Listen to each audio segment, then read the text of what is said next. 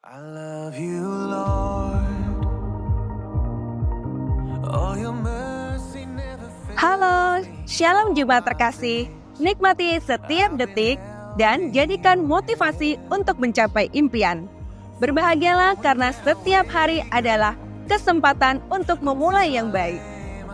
Kami mau menyambut Bapak Ibu Saudara-saudari yang baru pertama kali hadir. Selamat datang, selamat beribadah dalam keluarga Allah. Welcome to Abba Love Ministry. And all my life you have been faithful. And all my life you have been so. Berikut informasi ibadah dalam minggu ini.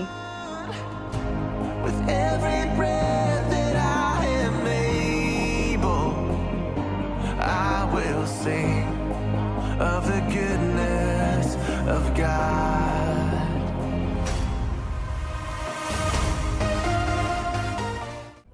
Perhatikanlah tubuhmu dengan penuh kasih. Tubuh kita adalah rumah bagi jiwa kita. Akan ada Abba Youth Teens Sport Day Festival. Catat tanggalnya pada tanggal 26 Oktober 2024.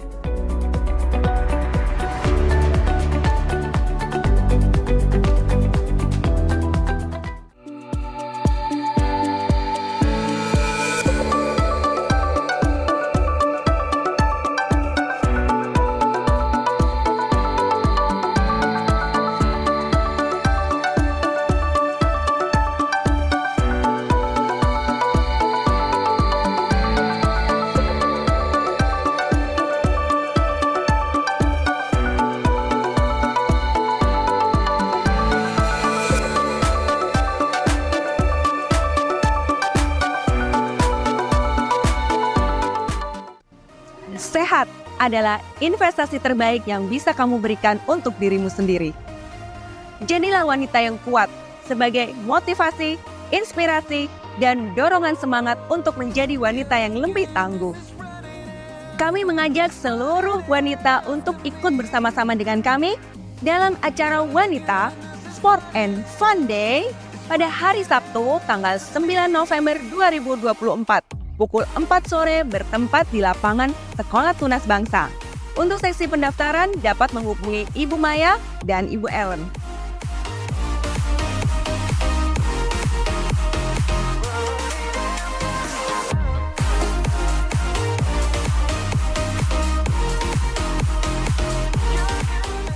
Jemaat dapat memberikan persembahan persepuluhan dan pelayanan di BCA atas nama Beta Sandi Tenggara dan Petrus Ariana, dana misi di BCA atas nama Doni Freddy dan Petrus Ariana, persembahan misi di BNI atas nama Gereja Yesus Kristus Tuhan, atau melalui QR Code berikut ini.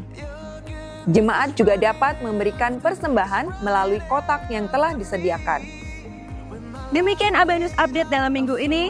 Segenap kru yang bertugas mengucapkan, selamat hari Minggu, Tuhan Yesus memberkati. Your goodness is running after me. Selamat pagi, Bapak Ibu yang dikasihi Tuhan. Apa kabar? Semua dalam kondisi baik, sehat, dan itulah tentunya doa dan harapan kami. Setiap kita orang percaya selalu diberkati Tuhan, didampingi oleh Tuhan dimanapun Bapak, Ibu, dan saya ada. Kita layak bersyukur dan berterima kasih kepada Tuhan karena Allah kita adalah Allah yang luar biasa, yang sanggup menolong setiap kita anak-anaknya yang percaya kepada Tuhan, yang mengandalkan Tuhan di dalam segala hal. Selayaknya kita puji Dia, kita agungkan namanya, kita muliakan dan kita tinggikan. Saya bangga punya Yesus Tuhan yang selalu menemani saya dimanapun saya ada. Tuhan selalu menyertainya dan memberikan berkat demi berkat. Saya percaya juga bahwa saudara dan saya, orang yang percaya kepada Tuhan, selalu diberkati Tuhan. Ada sukacita senantiasa dalam kehidupan kita, dalam rumah tangga kita, bisa bertemu dengan keluarga, penuh dengan sukacita. Saya percaya, saudara yang kasih, setelah kita menyenangkan hati Tuhan, kita juga disenangkan oleh Tuhan di dalam hidup ini. Bapak Ibu yang dikasihi Tuhan, sebelum kita bicara lebih lanjut, tentunya mari kita bersama-sama datang ke hadapan Allah. Bila Tuhan berbicara kepada setiap kita dan Tuhan memberikan kekuatan kepada setiap kita, pribadi lepas pribadi. Mari kita berdoa. Tuhan, kami mengucap syukur segala anugerah Allah yang luar biasa yang Kau berikan kepada setiap kami anak-anak-Mu. Kami ada detik ini Tuhan, bukan karena keberuntungan kami, tapi kami ada detik ini Tuhan, oleh karena kemurahan Allah yang Allah berikan kepada kami, orang yang percaya kepadamu. Bapa, saat ini berbicara kepada kami, pakailah hidup kami untuk menjadi berkat. Sehingga firman Allah menguatkan anak-anak-Mu, firman Allah menghibur setiap anak-anak-Mu yang percaya, dan firman Allah selalu memberikan kekuatan dalam kehidupan setiap kami.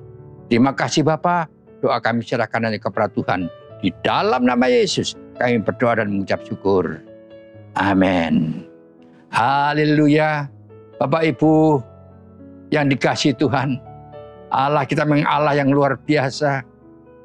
Hati saya senang karena anugerah Allah selalu diberikan. Kita ada pagi ini oleh karena anugerah Allah. Kita ada pagi ini bukan karena kita makan 4 sehat 5 sempurna, tapi kita ada anugerah Allah dilimpahkan kepada setiap kita, orang yang percaya kepadanya. Setiap saat Tuhan berikan berkat-berkat kepada setiap kita, baik jasmani juga tentunya rohani, saudara yang kasih dalam Tuhan. Dan hari ini kami akan berbagi renungan atau firman Tuhan dengan tema berbuah tanda kedewasaan. Berbuah adalah tanda kedewasaan. Di dalam segala perkara, ya, dalam kehidupan setiap kita dibayangkan oleh Tuhan, digambarkan oleh Tuhan kepada setiap kita. Tuhan bicara kepada setiap kita tanpa kecuali melalui perumpamaan demi perumpamaan. Ya, kita tahu betul Tuhan pakai perumpamaan pohon anggur, mungkin pohon-pohon yang lain, semua pohon yang berbuah menjadi gambaran-gambaran. Kenapa Tuhan dengan cara itu berbicara kepada setiap kita? Supaya kita bisa merenungkan apa yang Tuhan sampaikan kepada kita. Dan kita bisa mengambil isi daripada renungan yang Tuhan kasihkan kepada setiap kita. Bila Tuhan mengungkapkan firman yang Tuhan sampaikan, itu untuk saya, untuk saudara, dan untuk semuanya. Tanggal 22 September saya boleh membawa renungan di Bedugul pada hari raya ulang tahun kita, Jemaat Abaloh Bali, yang ke-33. Berarti umur 33 bukanlah umur yang muda lagi, tetapi kita sudah dewasa di dalam Tuhan. Terima kasih. Ya, banyak orang memang mengatakan, oh anak itu masih kecil ya, tetapi ngomongnya kayak orang dewasa. Pinter banget. Terima kasih. Tetapi kadang-kala juga ada orang dewasa kok kayak anak kecil ya. Diajak ngomong hanya bagaimana, apa, nggak ngerti, dan sebagainya. Tapi Tuhan berharap pada setiap kita menjadi orang percaya yang dewasa. Yang sudah tidak makan bubur lagi. Ya, yang mana kita tidak minum susu lagi. Tetapi kita sudah bisa memakan makanan yang keras, kata firman Tuhan. Karena kita sudah dewasa. Kalau kita dengan tema berbuah sebagai tanda kedewasaan, kita harus berbuah karena kita sudah dewasa. Tanaman apabila ditanamkan dalam tanah, tidak spontan langsung tumbuh, langsung berbuah. Membutuhkan waktu, ada proses yang mereka lakukan. Ya, ada proses yang mereka harus kerjakan, saudara yang kasih. Dalam umur-umur tentu yang sudah ditentukan oleh Tuhan, maka tanaman itu akan tumbuh, berakar, berbunga, dan berbuah, dan sebagainya. Semuanya ada waktunya. Kalau orang Jawa katakan, tidak ujuk-ujuk langsung berbuah dan berbunga dan sebagainya. Tapi ada waktu. Waktu Tuhan yang sudah menentukan. Pohon mangga akan berbuah apabila sudah berumur 15 tahun. Barulah dia belajar berbuah. Dengan 1, 2, 3 buah. Tahun berikutnya bertambah. Dan tahun berikutnya bertambah dan bertambah. Kalau kita secara rohani, usia kita mungkin sudah dewasa. Ya, sudah seharusnya tidak lagi makan bubur. Kita sudah harus bisa minum dan makan yang keras. Sehingga kita untuk mengerti firman itu, bila Roh Kudus memberikan pengertian buat setiap kita. Tanaman yang sudah kita tanam, sudah berumur 33 tahun, berarti sudah dewasa. Sudah waktunya berbuah. Pertanyaannya, bagaimana kalau sudah umur 33 tahun juga nggak mau berbunga dan berbuah? Mungkin hanya berbunga dan rontok dan buahnya gagal, tidak jadi. Kita akan kecewa. Saya akan bagikan ada 3 gambaran dari Tuhan yang Tuhan kasihkan kepada setiap kita. Yang pertama yaitu yang tertara dalam firman Tuhan dalam kitab Yeskiel pasal 15 ayat pertama yang keempat mengatakan bahwasanya Tuhan berkata, kebun anggur yang mengecewakan. Terima kasih. Kenapa kebun anggur yang Tuhan tanam itu mengecewakan pemiliknya? Terima kasih. Ternyata tanaman anggur yang mereka tanam sedemikian rupa, penuh dengan kasih belas kasihan, sayang dengan tanamannya, sudah disiram dan sebagainya, dikasih pupuk, ternyata tumbuh dengan subur, dengan harapan anggur saya pasti berbuah pada waktunya. Kalau lihat dari postur batang dan sebagainya dan daun, pasti buahnya itu banyak dan menyenangkan hati. Tapi apa yang terjadi? Ternyata pohon anggur yang diharapkan berbuah itu ternyata tidak menghasilkan apa-apa. Sehingga pemiliknya kecewa. Kebun anggur yang mereka harapkan berbunga dan berbuah banyak, ternyata tidak ada buahnya. Sehingga pada saat tertentu anggur itu mati. Sehingga pemiliknya kecewa berat. Sehingga dia berkata bahwa anggur yang tidak ada artinya, yang tidak berharga, anggur yang ditanam tidak mendapatkan hasil atau mengeluarkan hasil sesuai dengan harapan. Anggur ini adalah anggur yang tidak berguna. Untuk apa? Bunga buah tidak ada dan pohon sekarang tidak berguna pula. Ranting-ranting tidak bisa digunakan untuk yang lain. Untuk pertukangan juga tidak bisa. Bahkan induk pokok anggurnya tidak bisa digunakan untuk pertukangan dan yang lain. Sangat kecewa dan anggur itu tidak ada artinya apa-apa. Gambaran yang kedua yang tertulis dalam kitab Yesaya pasal yang kelima, yang pertama dan kedua, sedikit berbeda. Tuhan menanam satu pokok anggur yang luar biasa. Bahkan bibitnya pun adalah bibit pilihan. Tidak bibit sembarangan. Tuhan memilih bibit pilihan. Bukan sembarang bibit. Bibit yang baik dan yang terbaik. Bibit yang terbaik ditanam sedemikian rupa, tumbuh dengan baik. Ternyata wah luar biasa, daunnya hijau menyenangkan hati. Baru dilihat pohonnya dan wah rimbunnya pasti juga nanti buahnya akan banyak. Dengan bangganya pemilik sampai mempersiapkan tempat untuk memeras anggur demi anggurnya. Saat-saat yang diharapkan oleh pemiliknya, dia mulai tes buah yang indah, yang menyenangkan mata. Karena begitu warna yang luar biasa. Buah bergelantungan di pohonnya. Dia mencoba mengambil satu buah, dia dicicipin. Saudara kasih, wajah pemilik berubah. Yang tadi penuh dengan sukacita, begitu masuk ke dalam mulut empunya, yang empunya langsung masam. Saudara kasih. Dia coba ranting yang lain, dia ngambil beberapa buah, dia cicipin, masam. Dan semua ternyata buah anggur itu masam, mengecewakan pemiliknya. Sering kasih, tanaman yang pertama dan yang kedua beda tipis. Sering kasih. Yang satu tidak menghasilkan buah, yang kedua menghasilkan buah, tetapi hasil akhir tanamannya itu masam. Sering kasih, kecewa pemiliknya. Biaya yang tidak sedikit disiapkan. Tenaga yang tidak sedikit. Dia sudah pikirkan siang dan malam.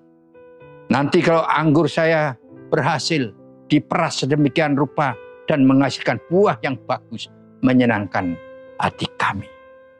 Saudara kasih, Tuhan juga kecewa kepada anggur yang kedua. gambaran yang terakhir, beliau menanam juga bibit anggur pilihan. Ya, mungkin yang ketiga ini ada trik-trik yang berbeda daripada sebelumnya.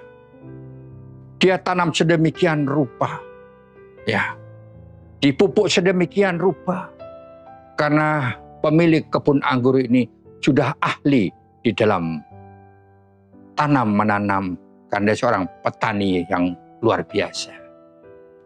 Dia tumbuh dengan segar, dengan baik, rimbun, karena segala sesuatu yang sudah dia lakukan sedemikian rupa. Pengorbanan penuh dengan harapan tanaman saya nanti akan berhasil dalam periode yang ini.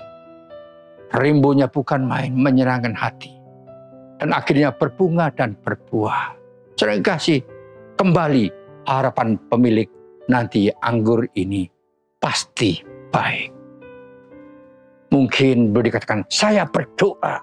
Ya, saya berdoa minta. Coba yang terakhir ini, tanaman anggur saya berbuah dengan baik dan manis rasanya. Sering kasih, benar. Buahnya luar biasa sering kasih. Sehingga tanaman anggur bisa 100 kali lipat, 60 kali lipat, 30 kali lipat hasilnya. Menyenangkan hati dan memuaskan pemiliknya. Begitu dicicip anggur itu luar biasa. Sering kasih. Pemilik berarti puas dengan tanaman yang terakhir. Sering kasih. Tanaman anggur gambaran dari saudara dan saya. Saya tidak tahu, saudara boleh jawab sendiri pribadi lepas pribadi. Apakah gambaran yang pertama yang ada dalam hidup saudara, atau yang kedua, atau yang terakhir? Terima kasih. Mari ayo kita sama-sama belajar mengoreksi diri kita. Kita boleh bertanya kepada diri saya, ke diri kita masing-masing. Apakah saya sudah berbunga dan berbuah? Apakah tanaman, yaitu hidup saya ini hanya kering, yang tidak ada artinya dan tidak berguna, bahkan mengecewakan Tuhan? Apakah saya tumbuh dengan baik, yang akhirnya buah yang saya miliki asam, sehingga menjadi kekecewaan yang luar biasa? Apakah saya menjadi benih anggur yang baik, sehingga bisa berlipat ganda? 100 kali lipat, 60 kali lipat, 30 kali lipat. Tentunya doa saya, buat saudara dan saya, kita menjadi bibit yang ketiga, menyenangkan hati pemilik kebun anggur. Buahnya berlipat kali ganda. Sering kasih, menyenangkan hati pemilik, menyenangkan orang lain, orang yang melihat ikut senang, orang yang mencicipi ikut menikmati bahwa anggur itu adalah anggur yang luar biasa. Sering kasih, anggur yang membawakan kedamaian, ketenangan, sukacita. Kenapa demikian? Karena yang mereka konsumsi rasanya luar biasa, melegakan, menyenangkan hati setiap orang yang menikmati. Sering kasih, di luar sana banyak orang melihat kehidupan setiap kita, dan kita pun juga wajib melihat diri kita masing. Sudahkah aku berbuah? Sudahkah aku ini berbuah dengan baik? Apakah saya ini masam hasilnya, atau menyenangkan hati pemiliknya, yaitu Tuhan itu sendiri? Kita tidak bisa hanya berharap. Ya, harap-harapan saya, mudah-mudahan saya ini ada buahnya. Tetapi tidak ada dorongan dari dalam hati setiap kita. Terima kasih. Mari segala perkara ini kami serahkan, atau kita serahkan kepada Tuhan. Biarlah Tuhan memberi berkat dan memakai kehidupan setiap kita tanpa kecuali menjadi anggur-anggur yang menyenangkan hati pemiliknya, menjadi pohon-pohon anggur yang berbuah, yang menikmati hasil yang luar biasa, manis menyenangkan hati pemiliknya. Saya percaya kalau kita sudah bisa menyenangkan hati pemiliknya, yaitu Tuhan, maka Tuhan juga akan senang melihat pohon tersebut, yaitu melihat saudara dan saya. Dan Tuhan tidak kecewa kepada saudara dan saya. Hari ini mungkin firman Tuhan begitu tajam, begitu keras, ya, yang kita dengar, yang saya bagikan. Tapi itulah harapan daripada Tuhan dalam kehidupan setiap orang yang percaya dengan Tuhan. Tuhan berharap kita memiliki buah-buah yang tetap. Bukan berarti tahun ini kita berbuah 1 kilo, tahun depan 2 kilo, 3 kilo, dan kadang-kadang tidak berbuah.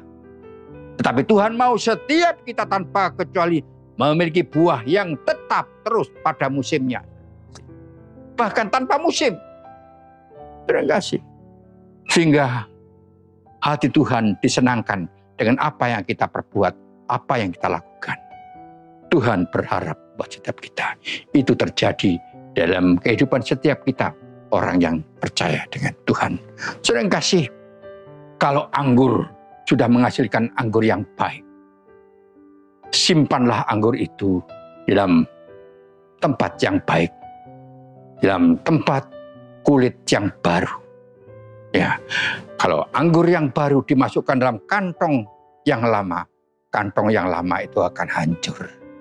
Tetapi anggur baru, persiapkan tempat kulit yang baru, maka anggur itu akan tersimpan dengan baik. Lebih lama akan lebih baik. Dan harganya itu tinggi.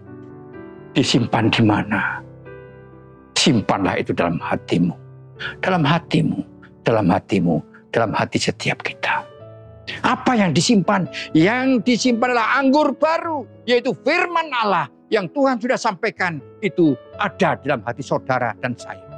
Firman Tuhan berkata dalam kitab Amsal 4, dalam ayat yang ke-23, jagalah hatimu dengan segala kewaspadaan, karena dari situ terpancar kehidupan.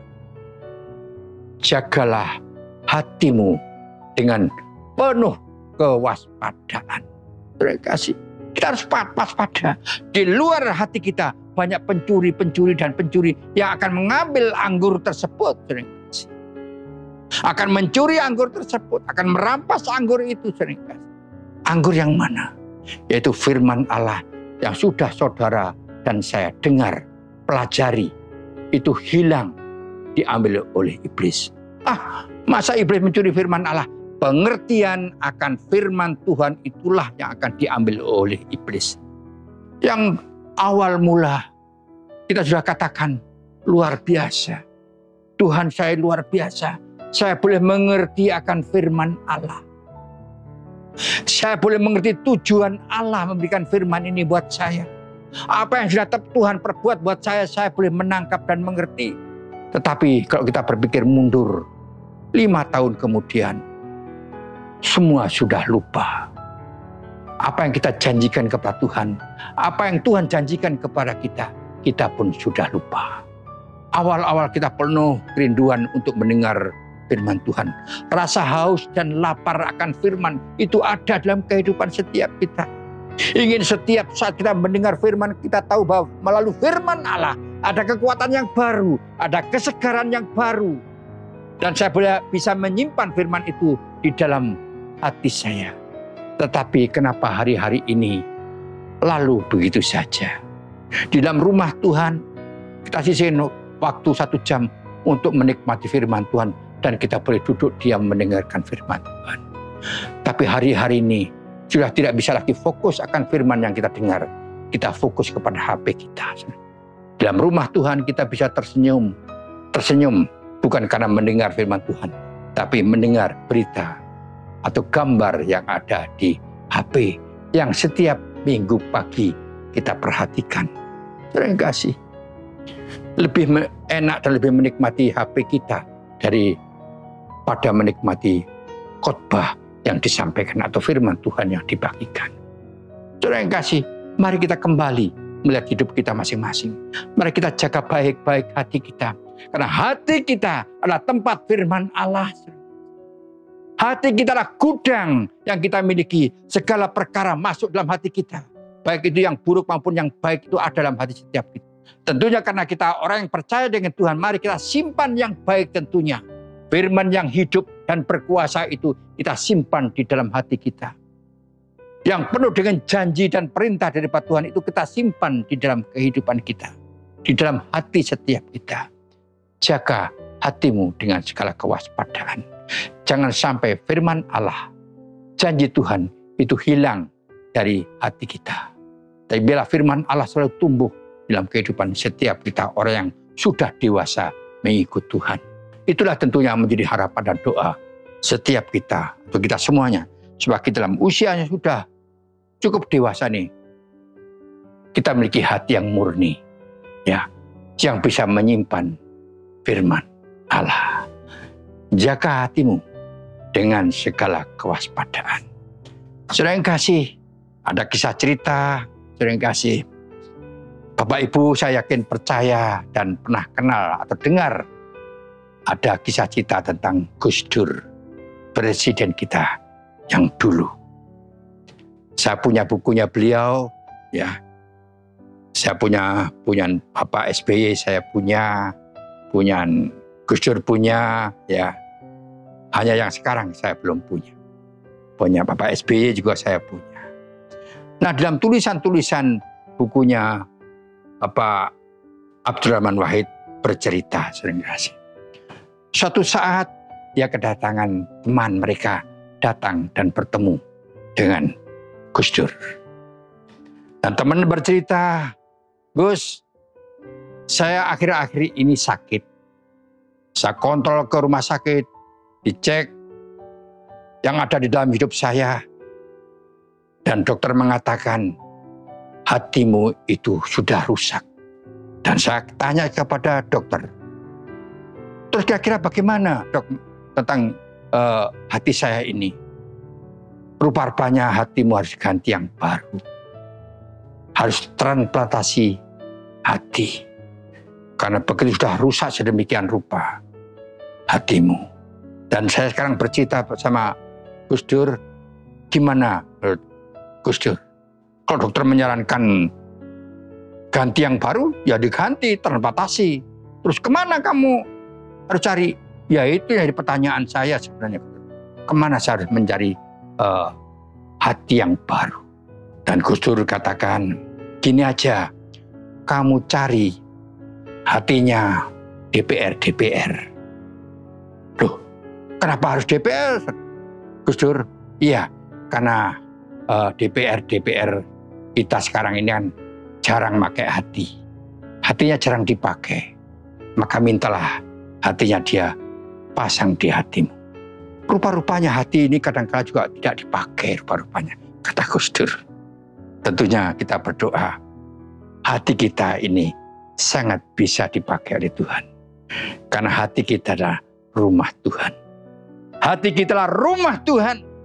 Luar biasa sering kasih. Mari kita jaga baik-baik hati. Dan tentunya hati kita yang sudah dewasa ini, ada buah-buah yang muncul, yang keluar dari hati setiap kita sering kasih.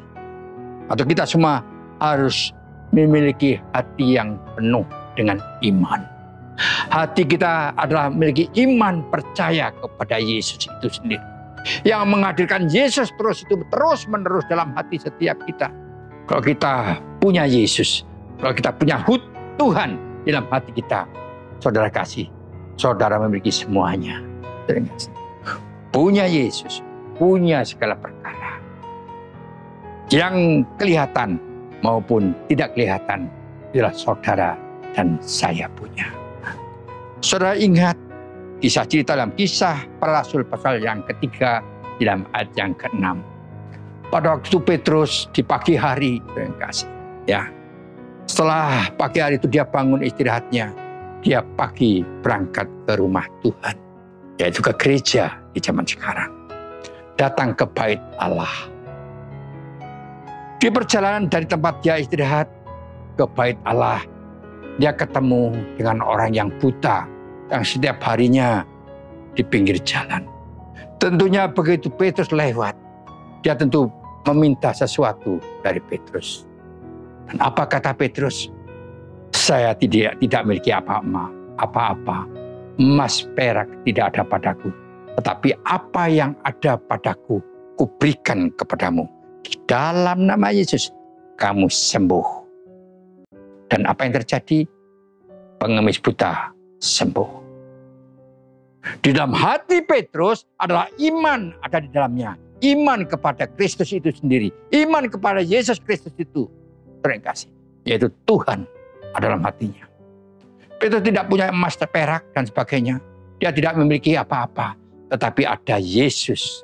Ada Tuhan di dalam hati Petrus. Itulah yang diberikan kepada orang buta. Di dalam nama Yesus. Kamu sembuh. Dan orang itu sembuh. Luar biasa, saudara kasih. Luar biasa. Tentunya apa yang ada di hati setiap kita saat ini. Apa yang ada dalam hatimu? Tentunya kita yang orang yang sudah percaya kepada Tuhan. Di dalam hatimu, dalam hatiku, ada Yesus. Haleluya. Di dalam hatimu dan hatiku ada Tuhan. Yang selalu membimbing saudara dan saya. Yang selalu menolong saudara dan saya. Dan membawa saudara ke jalan yang benar. Dan siapapun orang yang percaya kepada dia, kepada Yesus itu tidak binasa, tapi beroleh hidup yang kekal. Bukankah itu harapan saudara dan saya? Terima kasih. Yang kita mimpi-mimpikan selama ini. Saya ingin hidup bersama dengan Tuhan. Dan hidup kekal bersama dia di surga. Terima kasih. Jadi hati kita harus penuh dengan iman. Seperti Petrus saat itu. Dan tentunya yang kedua, hati kita harus peka untuk mendengar suara firman Tuhan. Dalam Amsal 23 dalam ayat yang ke-19 berbunyi demikian, saudara yang kasih. Hei anakku, dengarkanlah dan jadilah bijak. Tunjukkanlah hatimu ke jalan yang benar. Sekali lagi, hei anakku, dengarkanlah dan jadilah bijak. Tunjukkanlah hatimu ke jalan yang benar. Saudara kasih. Dengarkanlah tidak cukup, saudara kasih. Ya, kita sudah mendengar, seringkali mendengar dan mendengar akan firman Tuhan. Tapi kadangkala kita habis mendengar kata firman Tuhan harus bijak. Maksudnya setelah kita mendengar firman Tuhan, kita melakukan apa harapan daripada firman Tuhan itu sendiri. Yang berarti saudara dan saya menjadi pelaku-pelaku akan firman. Apa yang Tuhan sudah perintahkan kepada setiap kita. Tidak cukup kita hanya mendengar. Setiap minggu kita mendengar tidak cukup. Setiap hari kita membaca apa tidak cukup. Apabila saudara dan saya tidak melakukannya. Mendengar tidak cukup. Mendengar firman itu perlu. Tapi lebih perlu dan penting lagi, kita mendengar dan melakukan. Kita harus bijak waktu mendengar firman Tuhan. Supaya berfungsi dengan baik firman yang kita dengar. Kita mendengar teguran, janji Tuhan, penghiburan dari Tuhan. Dan tentunya kita akan melakukan. Saudara kasih. Ya, saudara dan saya menjadi pelaku firman. Dan itu harus ada dalam kehidupan orang yang percaya kepada Tuhan. Karena saudara dan saya orang yang sudah dewasa di hadapan Tuhan. Dalam Yeskil yang ke-11, saudara yang kasih, di dalam ayat yang ke-19 berkata demikian, saudara yang kasih. Firman Tuhan berkata, aku akan memberikan mereka hati yang lain dan menaruh roh yang baru di dalam batin mereka. Aku akan menyingkirkan dari tubuh mereka hati yang membatu dan memberikan mereka hati yang taat. Tuhan akan memberikan roh yang baru. Tentunya hati yang baru, hati yang sudah diperbarui oleh Tuhan. Sehingga firman Allah kita boleh dengar. Dan firman Allah masuk dalam hati setiap kita. Dan kita orang yang percaya dengan Tuhan memiliki hati yang taat. Taat mendengar, taat melakukan, taat akan perintahnya. Saudara yang kasih. Bagaimana kita? Apakah saudara sudah melakukan? Apakah masih ada 1000 alasan? Oh Tuhan, saya kan nggak bisa, saya kan nggak pinter. Tuhan ingin pakai orang yang tidak pinter. Ya, Tuhan ingin pakai orang yang tidak pinter. Yang pinter hanya Tuhan.